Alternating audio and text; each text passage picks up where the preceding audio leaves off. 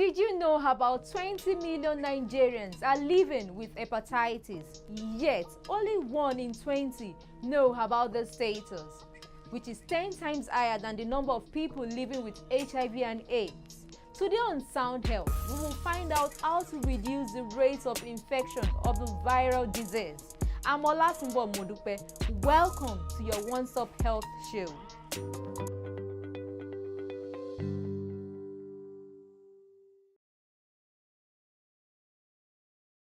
Welcome back. I'm now being joined by Dr. Duro Emmanuel, a consultant gastroenterologist and hepatologist. Welcome to the program, Doctor. And Dr. Emmanuel is going to give us insights on hepatitis. She's going to enlighten us on how to manage hepatitis B, C, D, and E, because I understand we have different types of hepatitis in the country. The World Hepatitis Alliance has identified hepatitis as one of the world's deadliest health condition, deadlier than HIV and AIDS. Why is it a global public health threat? Well, I think let me start from the beginning and break it down, because if you say hepatitis, that just is a broad term, which just means irritation of the liver. In medical word, we call it inflammation of the liver. Now, anything can irritate the liver as such, but we have alcohol. If you take too much alcohol, you can have alcohol-induced hepatitis. There are some side effects of some certain drugs that can cause hepatitis. Now, the one that they are talking about has to do with infections, and the particular infection is by when you're infected with the hepatitis B virus. Now, hepatitis B virus comes from a family where mainly they reside in the liver. Now, as I said earlier, that hepatitis means irritation of the liver. So you have an irritation of the liver by this virus called hepatitis B virus. Okay? So it is the hepatitis B virus that's said to be more deadlier than HIV. And it's been done by studies where you have a needle prick, maybe an accidental needle prick, and compared to the infection rate, at least the rate at which you get infected by a needle stick injury, compared to someone who was pricked by an infected needle by HIV. It was that comparison that came to that hepatitis B is about 100 times more infectious than HIV. Okay, is the 7th leading cause of death, and what are the symptoms? Because we've had cases where most patients, they treat this condition as malaria in place of the condition itself. We've talked about what hepatitis B is, and I've said that it comes from a family, and that family, instead of the full name, HIV has a full name, which have been abbreviated to HIV. But the rest are followed by, hepatitis B is by alphabet. So you have hepatitis A, hepatitis B, C, D, E. They're all viruses. And the major thing is that because they like to live in the liver. All right? Now, any other infection too can affect the liver. All right? But we are particular about hepatitis B and C. Why is this so? Because there are more. In sub-Saharan Africa, of which Nigeria is the most populous, as we know, it comes to about 8% of the total population. And if the estimated population is about 170 to 200 million, then that comes to approximately almost 16 to 20 million people that have been exposed to this virus at one point or the other. So that is a very large amount of people. Now, out of this 160 million there are about almost 350,000 that are also being said to be chronically infected, which I will go into now. Now, I've explained hepatitis B and what it is and where it comes from. Now, there are 2 forms of hepatitis B. You have the acute form, you have the chronic form. Okay? Now, the acute one is the one that the layman would think it's malaria because of the symptoms.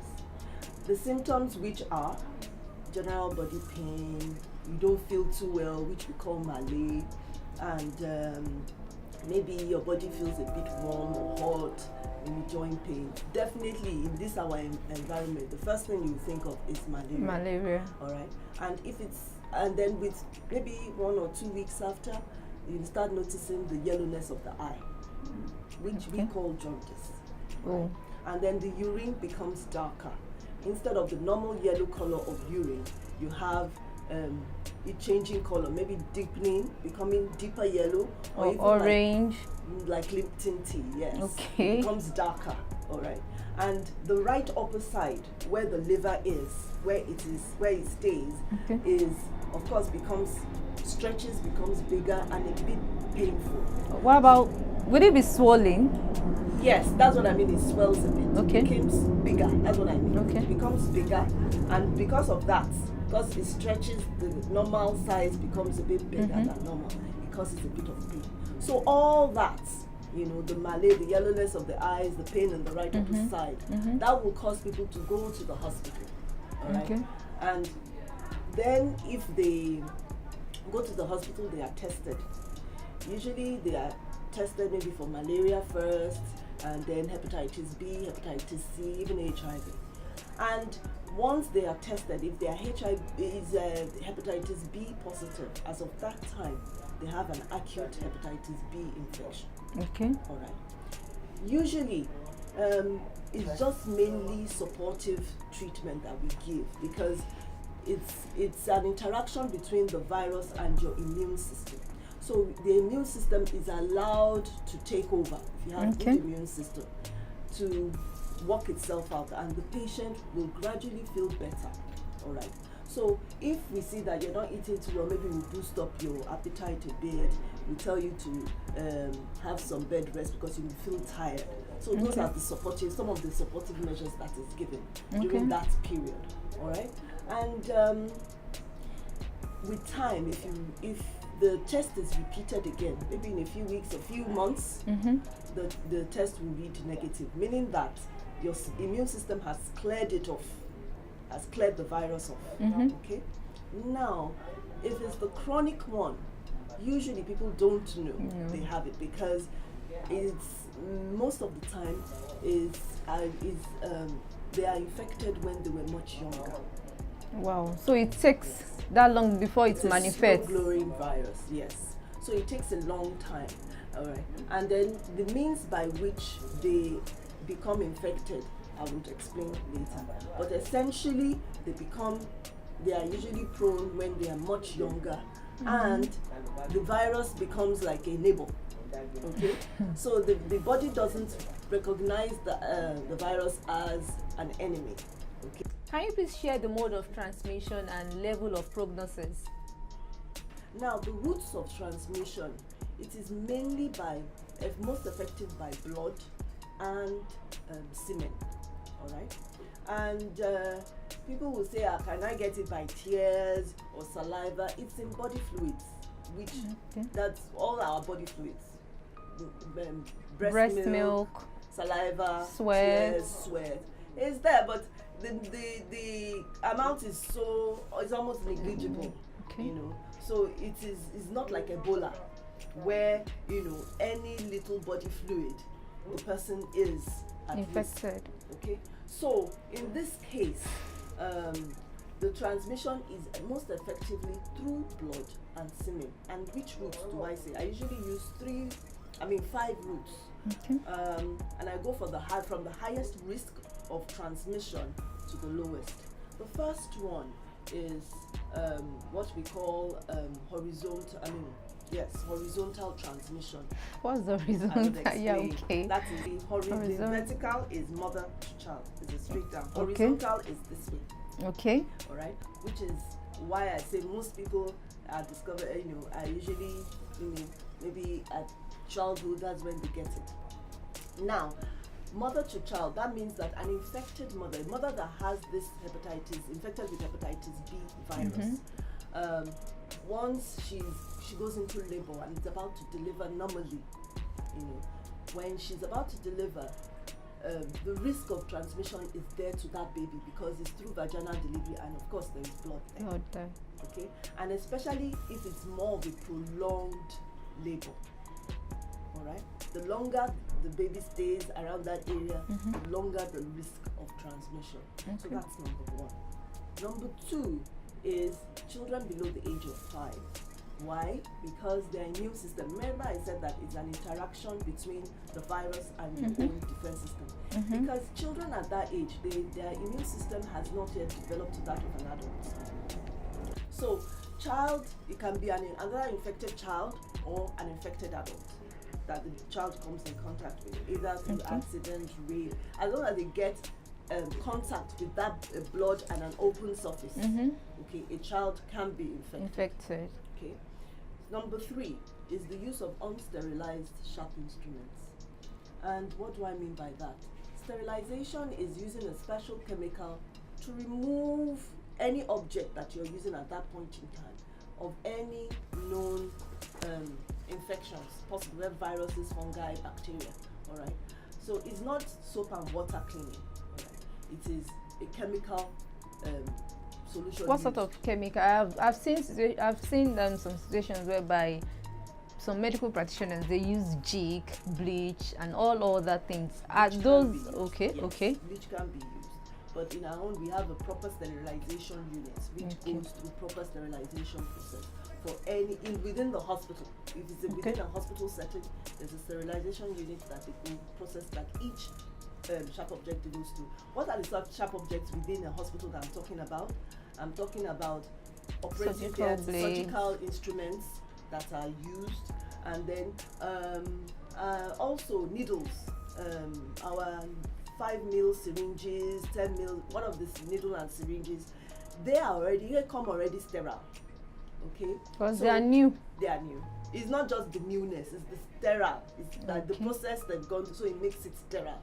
All right? And it's not reused. So if I take blood from you now, I'm not going to take blood from another person with that same needle. So it is disposed of properly. Okay? So things like accidental needle stick injury within the hospital setting, which usually affects doctors, nurses, or those in the lab that take blood, or even the cleaners that pack these needles. If it's not properly disposed of, they are at risk of being pricked by this needle stick, by the syringes. Another thing which we may not find on Google or the internet, within us, because of our own cultural practices, things like tribal marks, or incisional marks, which we call singbere in our own circumcision. Traditional circumcision. Traditional because you call maybe a known traditional birth attendant, or a woman that's been known to do or a woman or man, whoever, that's been known to do this circumcision for people around the neighborhood, and she uses this sharp object. It may be clean with soap and water, but it's not properly sterilized. Improper screening of blood. The last one is unprotected sexual intercourse. When I mean unprotected, I mean lack of use of condoms, especially if the person has multiple sexual partners. I understand there are hepatitis B, C, D, and E. What makes hepatitis B different from C? Because you kept emphasizing on hepatitis B and C. B and C, as I said before, because they are the most common that we encounter in our own environment here. Whether A, B, C, D, they all, in the acute phase, they all present alike with all I said. So the symptoms are essentially the same. It's until you do a test that will screen, that will know, okay, is it hepatitis B or C, and then the mode of transmission is the only thing I would say is a bit different. Out of the 5, I mentioned A to E. A and E is through fecal-oral routes, that is from contaminated food and water. B, C, and D is mainly through contaminated blood and, Let's talk about the treatments now. Can it be cured or prevented? Out of the A to E, as I said, my emphasis is mainly on B and C, and more on B because we see B more than C. And I said that there's the acute and there's the chronic form. Now, when I talked about the chronic, I emphasized that if you repeat the test, once you feel much better, meaning that your immune system has worked and has cleared it off, so that you become negative. All right, and then you can be immunized. That is, there's a vaccine, hepatitis B vaccine for it. wants to, to protect you from the virus once you're negative. All right. Now, the chronic. When you're positive, No, you want to go no, for the vaccine. no. It's a prevention. You can't prevent something you already have. Okay. So once it's been ascertained that it's been there for a long time. Now, let's qualify what this long time means, this chronic hepatitis B infection. It means that irritation of the liver by this hepatitis B virus has been there for 6 months and above. Okay. How can we look? Let me give a simple example. Maybe somebody did a test in December for whatever reason, and it was positive, and repeats the test this month in July. That's 7 months and it's still positive. That interval of 7 months in which both of the results are positive already gives an indication that it's been there. It doesn't tell us how long it's been there, but it's told us that it's been there for at least 7 months. So that is what we refer to as chronic hepatitis B infection. Some people have known for years because they've been told, you're not feeling anything, you don't have any symptom, you're fine, go on. But there are side effects from, or which we call complications from this chronic hepatitis B infection. And what are they? I'll just simplify them to 3. One is it may make the liver not work properly, because the liver is is the largest organ inside of us. It acts like a factory, it acts like a warehouse. So it stores things, it makes things. So it can cause the liver not to work properly. Instead of it working at 100%, it's working about maybe 70, 80%. It can cause the liver to fail totally, all right? So you can have liver failure. We've heard of kidney failure. We've heard of heart failure. Any organ in our body can fail. So the liver can also fail. And with this comes certain symptoms, all right? And then you can have liver cancer, okay? So someone who has had it for a long time is at risk of having those 3. So it's not that, okay, if you've been diagnosed to have chronic hepatitis B, you're going to have all of those complications. Okay, you just cited the vaccination, that's Yes. immunization, as a key factor in prevention. Yes. How accessible is vaccination, especially the vaccines, and how affordable? Are they available and how accessible? Yes, they are. They are available and they are affordable. And well, just like, for polio, measles, yes, and all yes. that. It has been incorporated, at least where we stay in Lagos State. It has been incorporated into the National Immunization Program since the early 2000s. And when so if any mother has an immunization card, all you have to do is just look at your immunization card. It's there. Hepatitis B virus. You have 3 doses that a child is given. At 0 when at birth, 1 month, and at 10 weeks, at 14 weeks for children. For adults who are negative, all right? Once you're tested and you're negative, you are all eligible, especially in our environment because it's so endemic, all right? We are encouraged to take the vaccine. So it's affordable. For the children, it is free. Still on treatment, this year's theme is eliminate hepatitis. Do you see us achieving this? How can this be achieved? Do you see the country or the world eliminating hepatitis soon or in the next 5 years? It is achievable with consistency, since especially with the key strategy is vaccination. That meaning that our children who have been vaccinated in the next 10, 20 years most likely will not end up having hepatitis B, and that definitely reduces the so there's an percentage. expiration, even if you are vaccinated today, Yes. in the next 10 or 15 years, the potency.